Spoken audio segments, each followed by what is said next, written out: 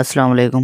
Saudi general directorate of civil defence نے مملکت کے کئی علاقوں میں پیر سے آئندہ جمعہ تک گرج چمک کے ساتھ بارش کا الرٹ جاری کیا ہے۔ محکمہ تعلیم الشرقیہ حائل قسیم نے غیر یقینی موسمی صورتحال کے باعث پیر 20 اپریل کو سکول بند کرنے کا فیصلہ کیا ہے۔ سکولوں میں تعلیم مدرستی پورٹل کے ذریعے ہوگی، اساتذہ اور عملہ آن لائن ڈیوٹی دیں گے۔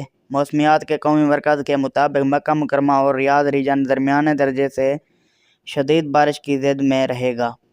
مدینہ منورہ، حائل قسیم الشرقیہ حدود شمالیہ، تبوک، الجوف، البحا، عسیر، جازان اور نجران ریجن کے علاقے میں بھی بارش سے متاثر ہوں گے۔ بیان میں کہا گیا کہ سیلابی صورتحال، ژالہ باری اور گرد آلود تیز ہوائیں چلنے کا امکان ہے۔